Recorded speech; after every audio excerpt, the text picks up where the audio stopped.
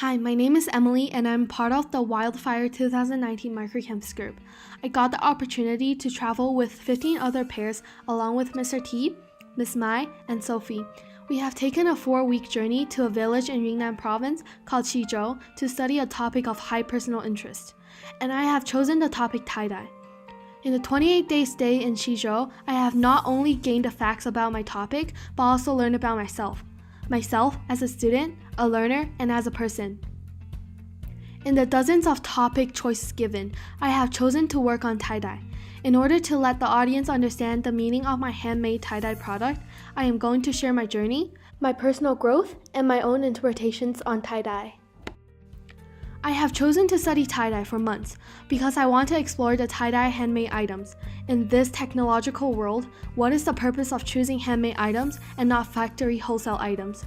During my journey of learning tie-dye products in Xizhou, I experienced traditional tie-dye, which is mostly symbolism.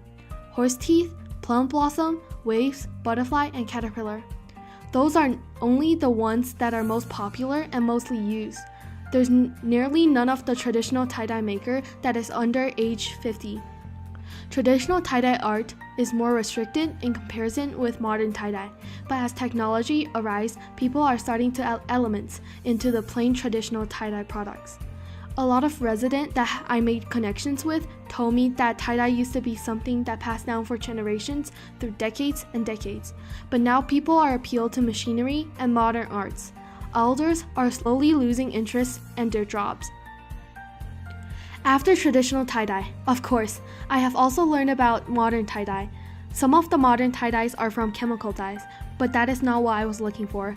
I was looking for modern tie-dye that's still from plant dyes but different formations. Bedsheet, pillowcase, tablecloth, and shirt, which is the most popular product of tie-dye that I have seen in Xizhou during the past few days. Nowadays, people make tie-dye not for interest, but for commercial, for money. They are trying to make things that people will spend more money on. During the trip, we have been on many adventures, for example, the 20-minute walk when we first arrived at night. We also had a 2-day hike with 1 night camping at Shilong village. The first day, we hike to a small village where people are responsible for forest fire and anyone who goes up to the mountains for illegal deforestation. And the second day hike was much harder than the previous one. We climbed up the mountains between Shilong village and Shaxi, up and down through the narrow path on the mountains. Through the way, I've heard people calling out, "Look, our destination, the white building with 6 windows." I have never imagined the building that looks meters away from me is actually worth another hour of hiking.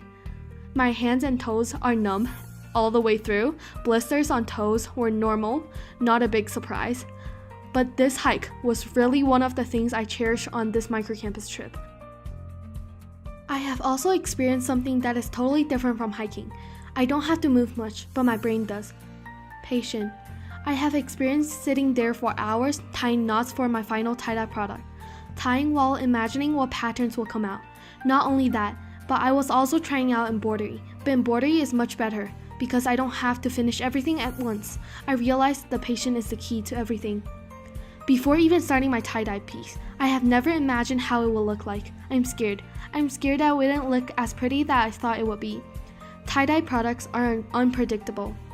Thinking of this trip, I gained personal growth, and this is my own product, handmade. So I sold the 3rd letter of my Chinese name, which is Xi, that represents the sun and the hope, looking forward. But a character is not enough, so I tried to use some techniques Xiaojuan, Lan Xu's keeper, taught me beforehand.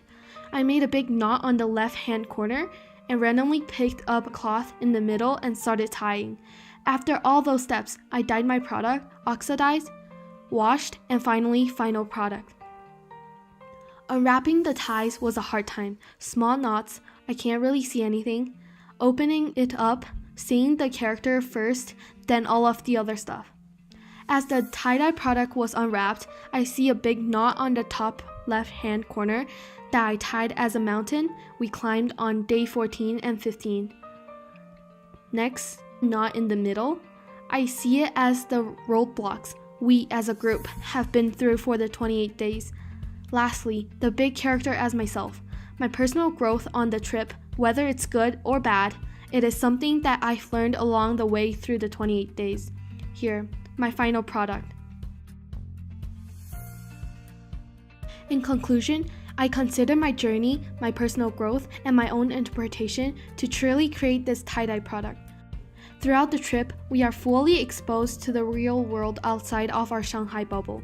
During the 28 days, we need to be responsible for our own actions and keeping ourselves inside the box. Wildfire Microcampus Group left the Shanghai bubble on March 9, 2019. Having 4 continua in mind: expanding intercultural understanding, working through challenges, personal growth, and awareness of impact. I will cherish this opportunity forever.